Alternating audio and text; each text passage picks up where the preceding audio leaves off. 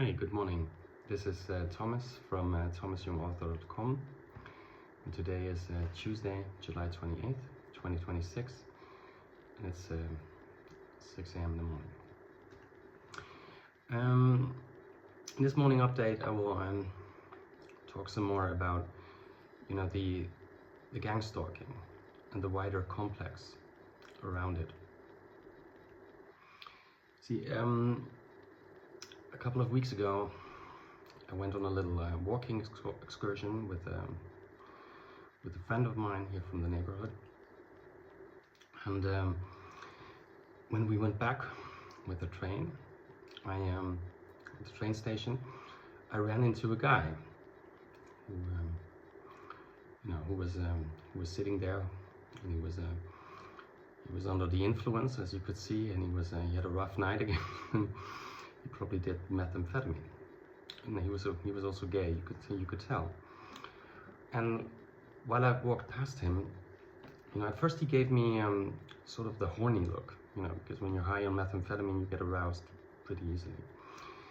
But then, at some point, I'm wearing glasses now, so he didn't recognize me. But then he knew who I was, because we talked before on a certain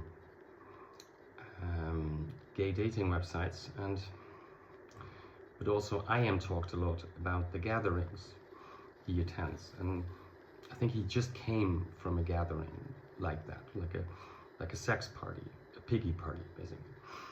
And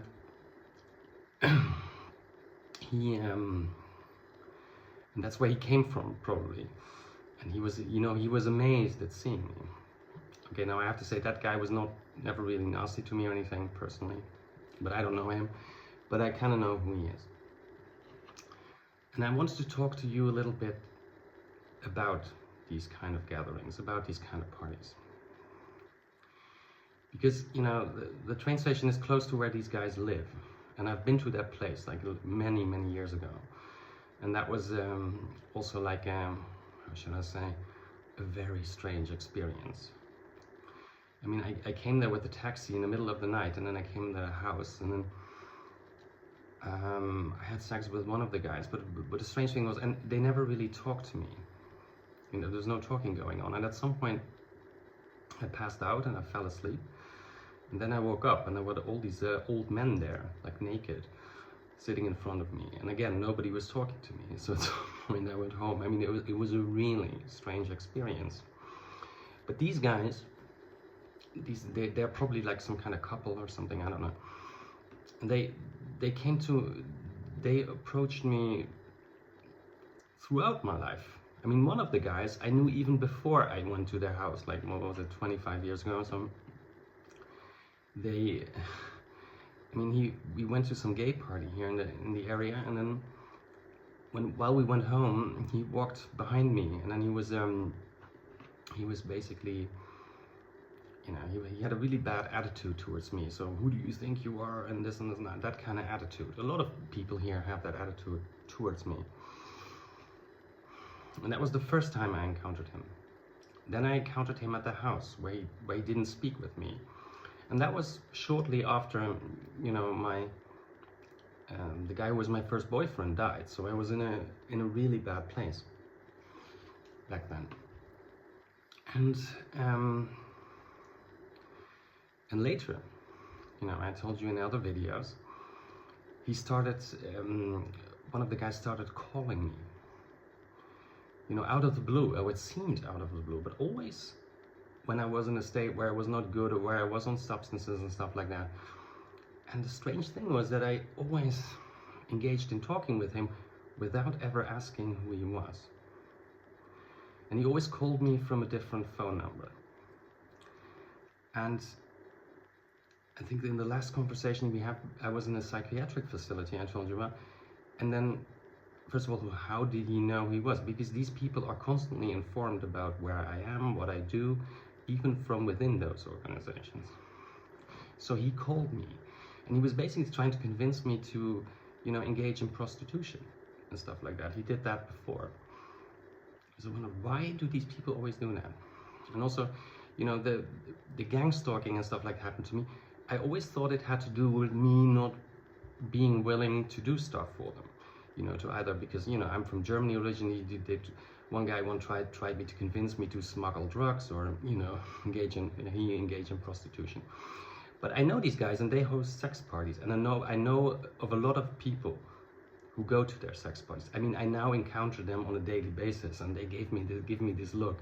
They know that I know, and they also know what they did, and that they talked shit about me, and that they were engaged in, well, at least they're aware of what has been going on against me.